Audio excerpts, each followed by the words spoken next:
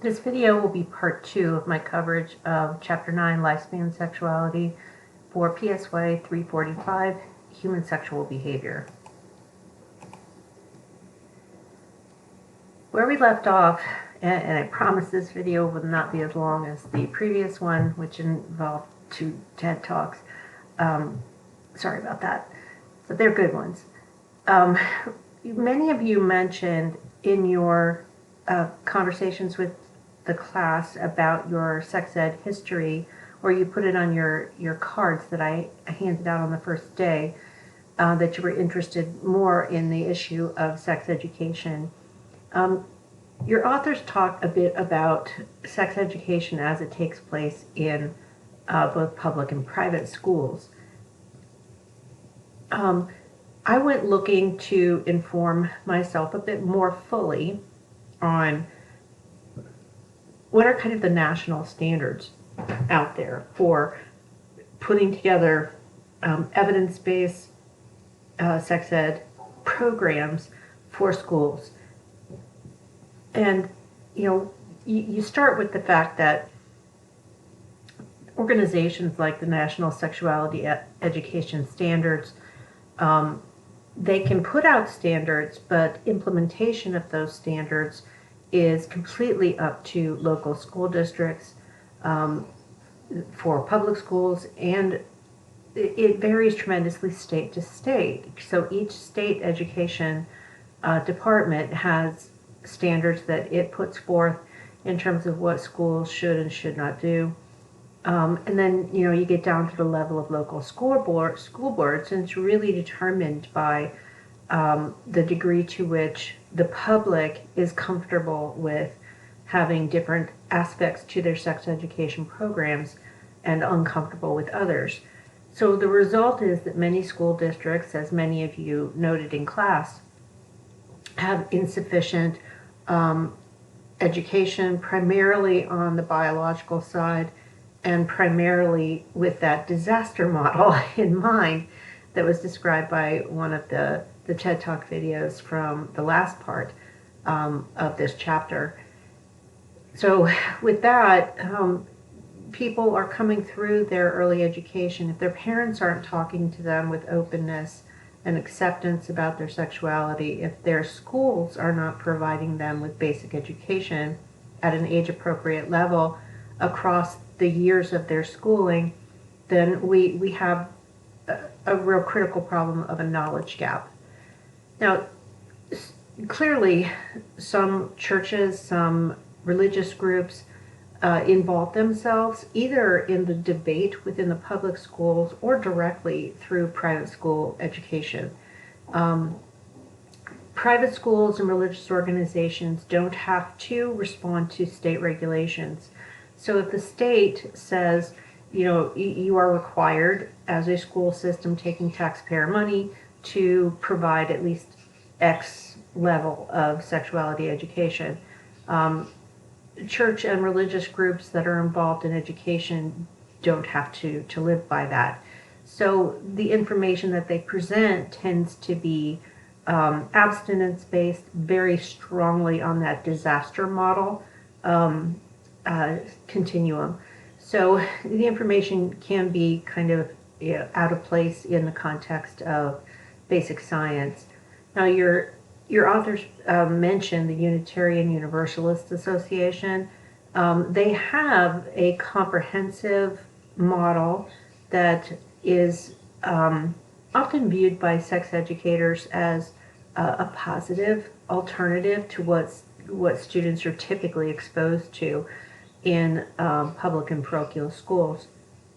And there are other models out there too. One that I've read about quite a bit is from Purdue University, and the title of that section of their webpage is Sexual Development, What Should Children Know? And it does a good job of kind of breaking down for people, parents and educators, what kind of information is appropriate at different levels of child development. All right, let's shift away from childhood and think about adolescence. Now, for most of you, what you've told me or in our discussion in class is that your primary exposure to sexual education was at puberty, maybe a little after puberty, primarily focused on abstinence, primarily focused on, for girls, the menstrual cycle and other aspects of puberty. So your sex ed experiences probably focused on a lot of these issues of physiological changes that your body goes through at puberty, the expression of secondary sex characteristics, for boys, the ability to have ejaculate in orgasms, and for girls, the first menstruation. Now, on average, boys have their first seminal ejaculation around 13 or 14. Girls have been getting their first periods earlier and earlier, on average, for a variety of diet-related reasons, and exposure to environmental levels of synthetic and natural estrogens as well. So we are seeing girls as young as 9 and 10 having their first periods, but still, the average is still around 12 or 13. Now, there is research also that talks about psychological changes. From a developmental standpoint, in adolescence, we are expecting more independence, more maturity, the adoption of more adult-like roles. As kids move through high school age and then into their young adulthood in college, if that's where they go, or it's directly into the workforce. So you have to see individuals and adolescents as moving from childhood dependence to relative ability to conduct their own lives. That includes their sexual lives. Now, for many adolescents, they report, the early adolescent period as being one of some degree of confusion, trying to figure out who they are, what they want from their lives, but also some ambivalence. So sometimes it's really nice to make sure that there's an adult in the room and they take care of you and take care of your problems. But at the same time, wanting independence, wanting to be treated like the grown-up that you think you are. So what that turns into in terms of sexuality is you have a lot of exploration, a lot of trying to sort out sexual identity and gender identity. And I'm sure, in your middle school and high school experiences, you can relate very directly to all of that. So I don't need to spend much time discussing it here. Generally speaking, on the psychological front, adolescence isn't quite as, the media portrayal would suggest. While there is evidence to show that for many adolescents, they experience some depression, anxiety, and anxiety sometimes related to social issues that kids face when they're in school, things like social rejection and so on. But those things tend to decrease over time across adolescence. And on average, adolescents tend to report being happy. Now, I should pause momentarily. During the pandemic, that last bullet point there has shifted. Adolescents report, considerable amounts of stress, anxiety, heightened rates of depression and anxiety. Same for college students. Well, newsflash, same for grown-ups. So just keep that in mind. That's a kind of an asterisk to that comment. And we talked about this a little bit in classroom discussion when one of you asked a question about defining virginity and how are you thinking about virginity. Your authors used the phrase sexual debut. And, as one of the TED Talk individuals from the last lecture noted, the whole concept of virginity is problematic in terms of definitions. And each person is going to have a very different way of thinking about what does a sexual debut mean.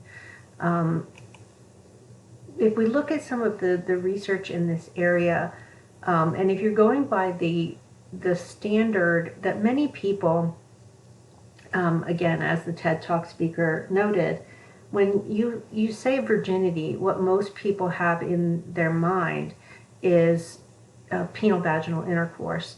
And then if they're talking about two men, they're talking about often penetrative anal sex. With women, it's a little, if you're talking about lesbian women, it's a little more confusing in terms of people's attitudes. Now, with that in mind, when people are asked, about 6% of people in American culture report having had sexual intercourse by age 13. Now, in this particular research, they're not segmenting out people based on sexual orientation.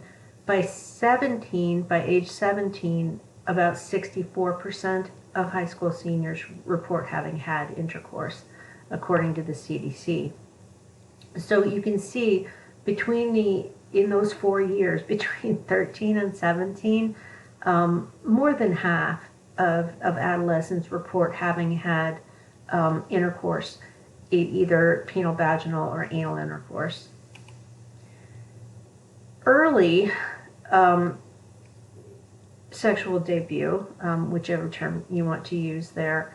So the earlier that people report having had sexual intercourse, there's an association, meaning there's a correlation with other kinds of high-risk behaviors.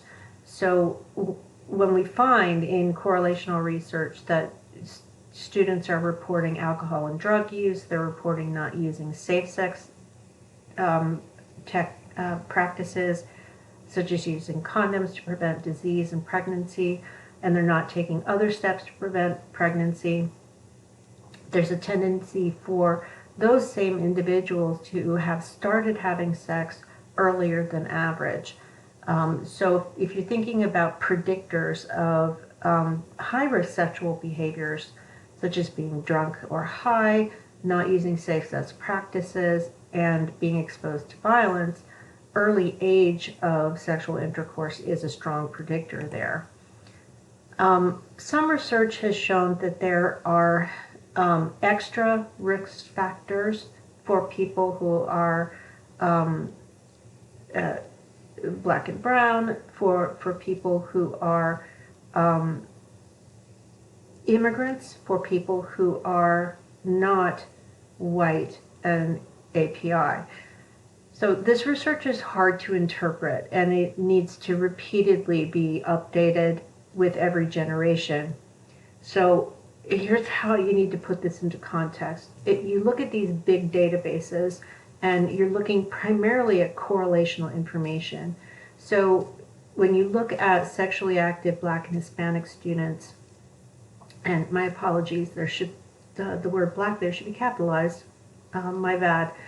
When we look at these big databases, and you look at sexually active Black and brown people, there's an association with early sexual intercourse. There's an association with some of the other higher risk behaviors. Now, researchers provide many, many different explanations for this. And while they're complex to go through here in this context, recognize that we're not arguing a causal connection, but instead looking at race and ethnicity, looking at other social variables as predictors. Those looking at race and ethnicity can be seen as a predictor of early sexual involvement, with all of the risks that come with that as well.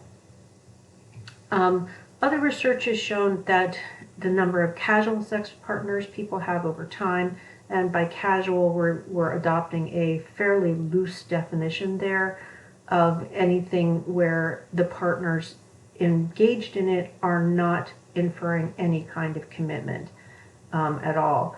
It's not necessarily hooking up. It could include friends with benefits and so on. So as people have more partners with less commitment, there is an association, again, it's a correlational finding with dropping out of school, using drugs and alcohol, and also a belief that their peers are more sexually active than they actually are. So that reflects a number of interesting correlations where you have individuals who are engaging in higher risk sexual behaviors at an early age, where they are educationally compromised, they may be engaged in substance use issues, but their belief systems are also a part of this. They perceive more sexual activity among their peers than what might be actually true. Now, the teen pregnancy research is really interesting because in some ways it goes against our stereotypical beliefs about teen pregnancy and birth. We have seen pretty steadily declines in teen pregnancy rates on average across the country with the wider availability of birth control and at least until recent years, access to maternal health and abortion services. Now, that's changed, and we're in a different reality at the moment, but we'll put that aside for a second. In some research, and your authors report some of this, and again, it needs to be updated constantly for every generation. We need to track and look for that information. One of the best sources of that information is the CDC, but you can also look at the Gottman Institute for good information on these issues. Your authors report that about 16% of teenage girls reported that they would be pleased or very pleased to become pregnant. And statistics like that can seem really alarming. It may seem like, and there have been anecdotal reports within school systems of girls who talk a lot about wanting to get pregnant, about wanting to have a baby when they're very, very young. While these stories of kind of pregnancy clubs popping up in high schools are commonly heard, in actuality they're less common than you would think. Based on all of those stories. So while it can happen, and it has happened, it is not typical. At the same time, though, when you look at these attitudes that that teenage girls reflect, what they're communicating is that their world suggests to them that there is worth and value to them sexually when they have children. And they see that as a way, in some cases, of increasing their importance, their value, showing that they have someone to love very, very much. So, while adults in their world are looking at this from the disaster lens, not all teenage girls are seeing the potential of a pregnancy in a negative light. And that's an issue for education.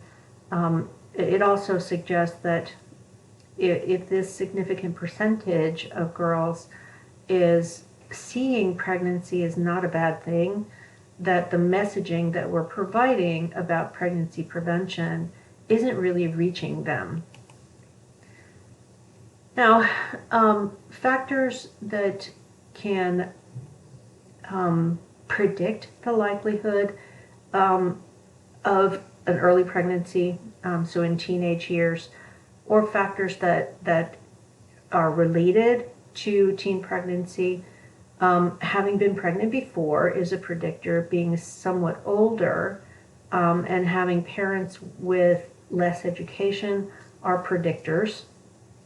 So if a teenage girl has one baby, she's significantly more likely to have another while she's still a teenager. Being a little older in the teenage years, so more like 16 to 17, 17 to 18, that increases the likelihood of a teen pregnancy, and having less education within the family system are predictors. In the United States, we have seen the teen birth rate decline. In some recent studies, you have 22 births per thousand. This data is likely out of date, so it's important to look for the most accurate statistics. So I will leave you the task of finding out. And it's important for each of you to look that up so that you can inform yourself and check whether or not the information that you find is consistent with what you expected for your region, for your, just based on where you grew up, what kind of school you were exposed to, and so on. Now we're going to shift to adulthood. Too frequently, we over-focus on adolescent reality and very, very young adulthood versions of sexuality. We tend to avoid or dismiss or make fun of sex and sexuality beyond the young adult years, either seeing it as weird and creepy or something to be made fun of. So we need to do a better job of really exploring what is sexuality like in adulthood. Given that you spend most of the years of your life as an adult, understanding how sexuality fits into that adult life is important. Now, researchers have tended to look at various segments of the adult world. So first, what do we know about sexual behavior, sexual expression among single people? What we know is that people who are not in a committed relationship, whether it's marriage or some other kind of committed relationship, are having sex less often than the people they know who are married or living together. So what we know about singles is they tend to have less opportunity to have regular sex. They also tend to report less sexual satisfaction, and they also report engaging in some higher risk behaviors, such as using drugs and alcohol, engaging in hookups that can be somewhat risky, having encounters more often with people that they don't know particularly well can be high risk.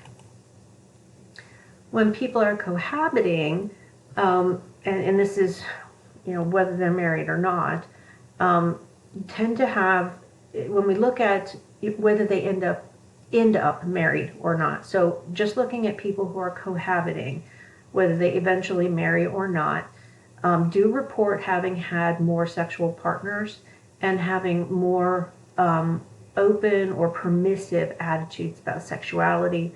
They also tend to describe themselves as less religious, and to have more sex in terms of frequency. So when we look at attitudes and surveys and interviews with people who are living together, not married at the present time, and regardless of whether they eventually marry, we do tend to see improved uses of safe sex measures. These individuals, though, do tend to state that they have a desire for stable relationships. They want to have relationships where their sexual needs are met, their emotional needs are met, and their kind of life course needs are met. But they have, in terms of their beliefs and values, they have somewhat more permissive attitudes, especially about marriage itself. Many people who cohabitate argue that it's extremely helpful in terms of being able to avoid being lonely. And as you might guess, these are people attitudinally and in terms of their value systems, they may openly show that they don't really care for conventional norms, such as the pressure to marry and so on. So, culturally, we're seeing greater and greater tolerance for cohabitation and even a greater expectation that people will cohabit before they marry. And there's greater and greater tolerance for never getting married. And that's certainly true in your generation and the generation just preceding yours, where more and more young adults are saying they never intend to get married. So we're seeing a general shift in attitudes about marriage, and while marriage rates and attitudes about marriage are going down, attitudes about cohabitation are improving and becoming more permissive.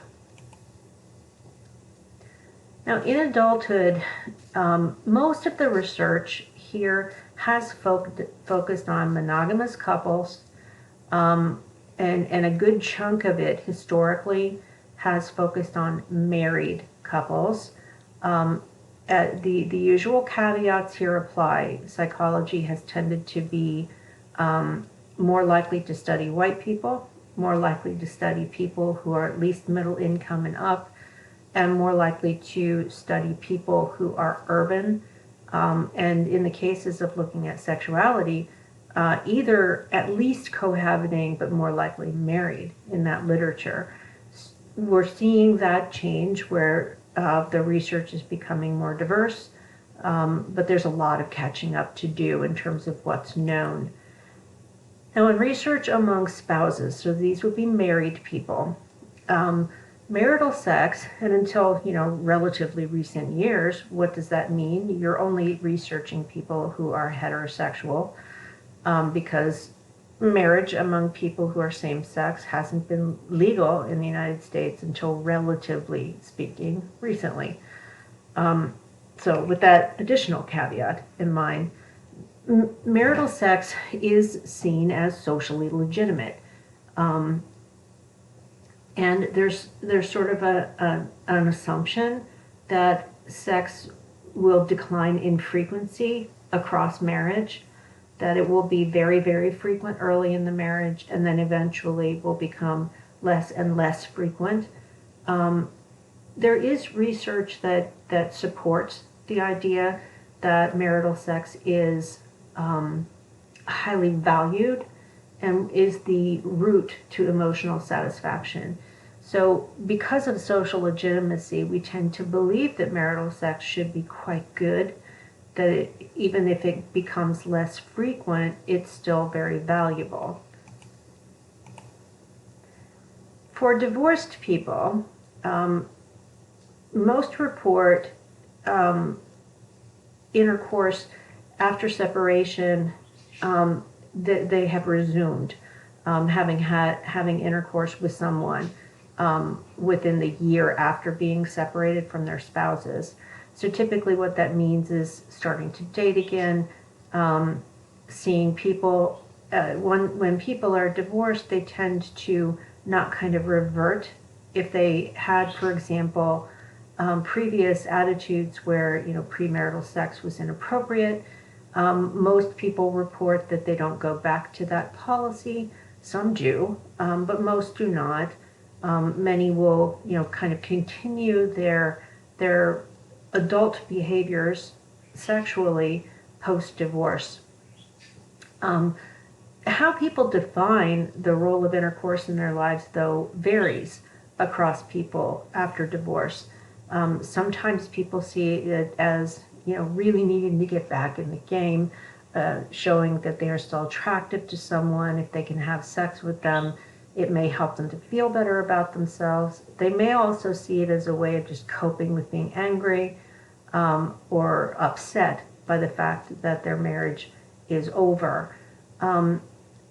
There is survey research and interview research that shows that people tend to state that they intentionally chose to wait a year or so before getting seriously involved with anyone and before feeling like having sex with someone was something that they could tolerate or handle. But that really depends on the context of the divorce, the person's individual characteristics, and so on. for people whose spouses have died, and it really, it depends a great deal on the context, how old the person is, whether the person had been ill, whether the death was accidental, or there's any number of factors here. But what we know generally about sexuality among people who are widowed is that many report being uncomfortable forming new relationships, especially if they're focused on marriage. They may report being more comfortable with just cohabiting, but not marrying. And those attitudes tend to be complex. They may see getting into a relationship as a way to not feel lonely.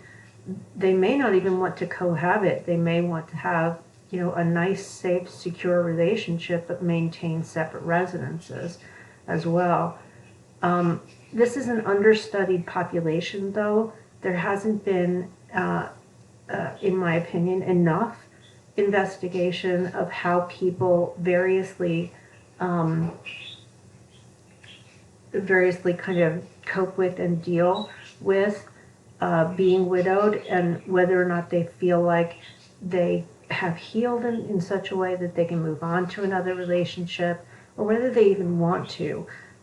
So that would is an area that would bear more consideration by researchers.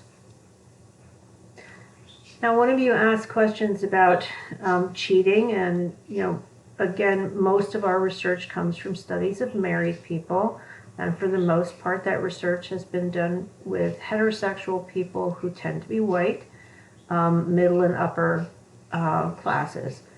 So just have to put that asterisk out there. Most of our research has been limited to those specific populations.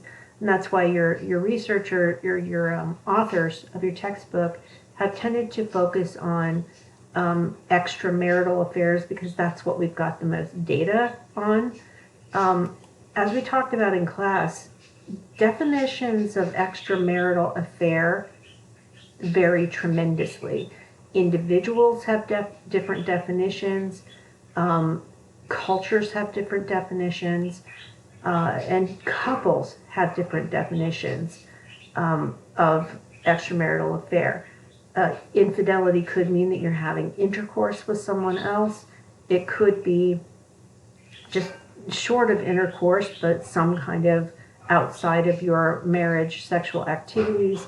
It could also involve emotional betrayals, and some of you talked in class about emotional cheating, and there are lots of ways for that to happen. The point is that people have very different definitions about what is and is not an extramarital affair.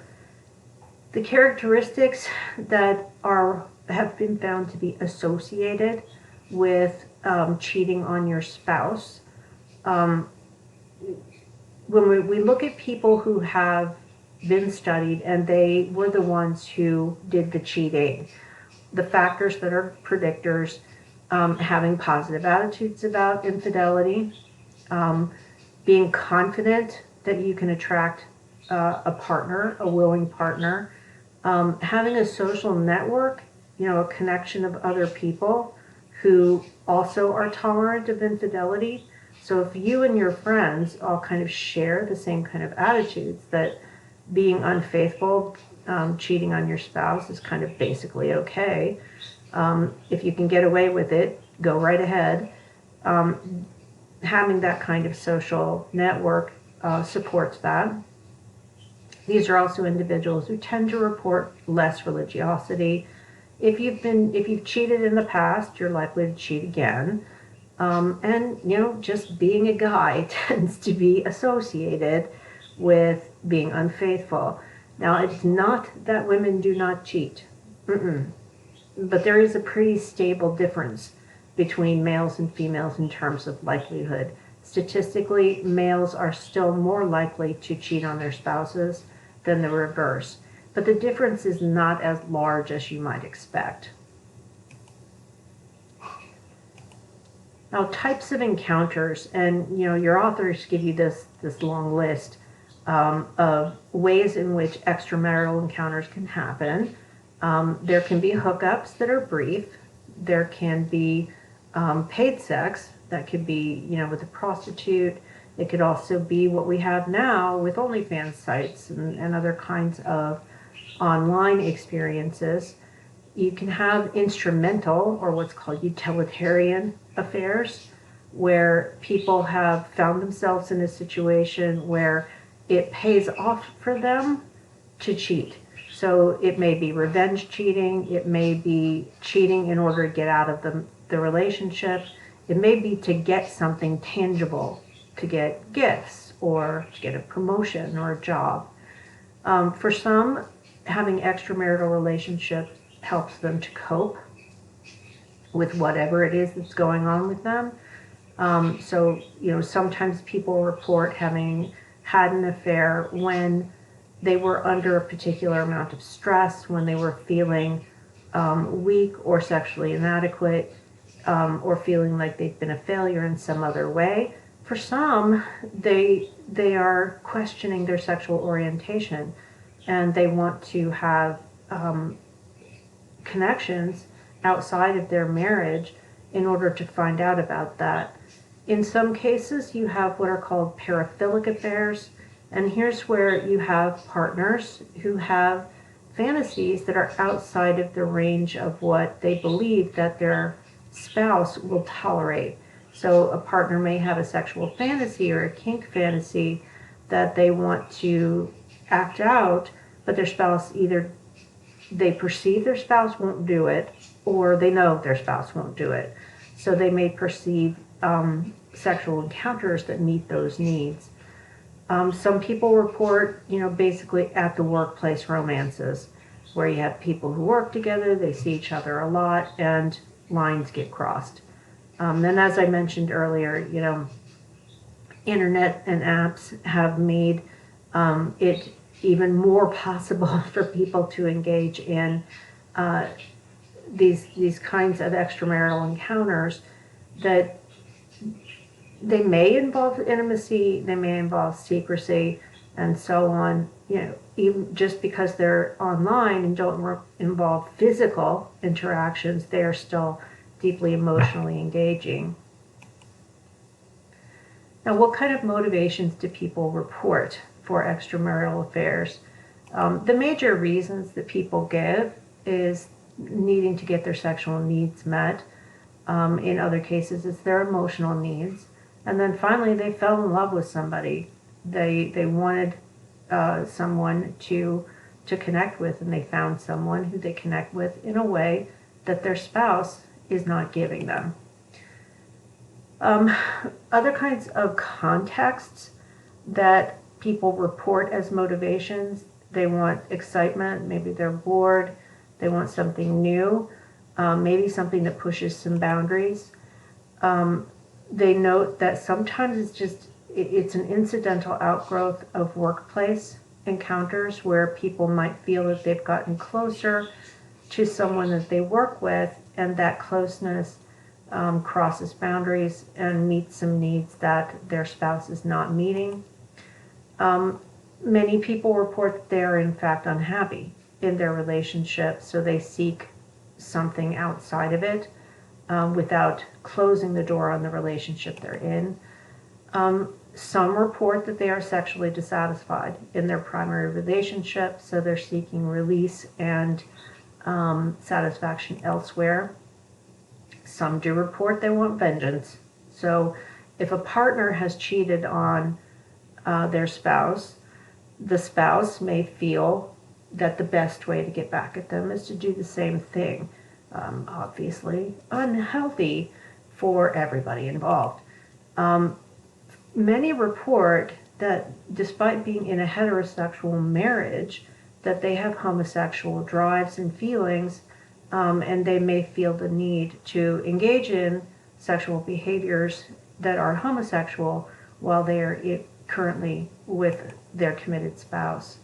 In some cases, their partner's just absent. So maybe their partner has to be away for long stretches of time and is physically unavailable to them, that is sometimes reported as a reason for engaging in an affair.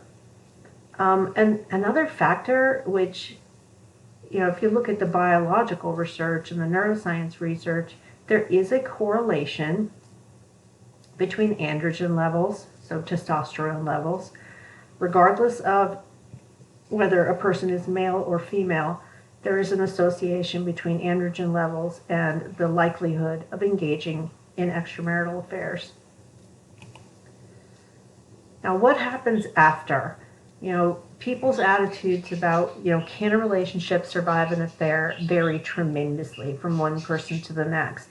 For some people, if they get cheated on, they're done. For other people, it's not quite that simple.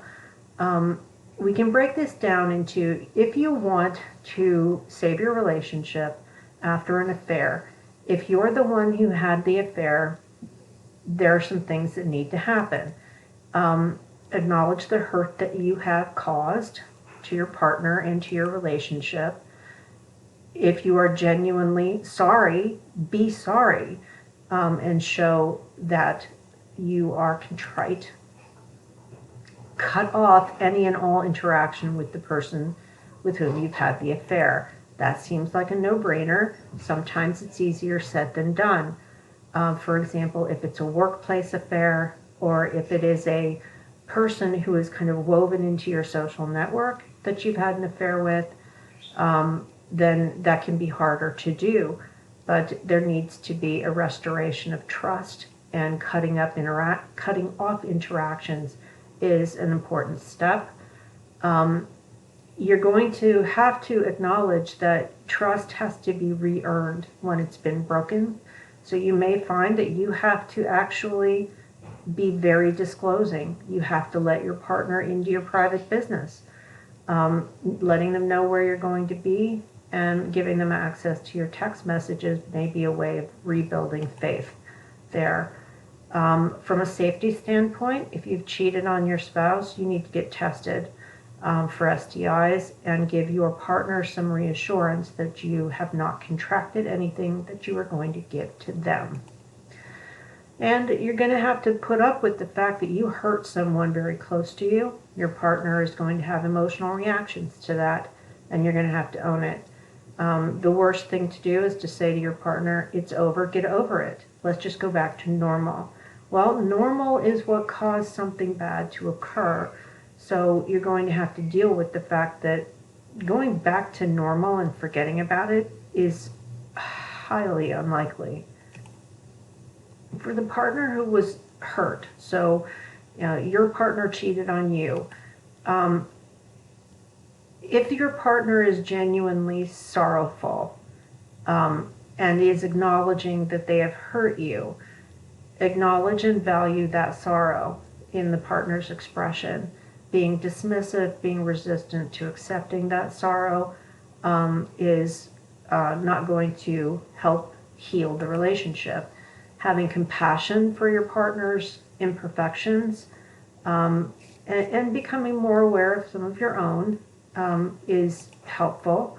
And I should pause. All of these are ideas and recommendations that come from marriage and family counselors and from people who are relationship experts.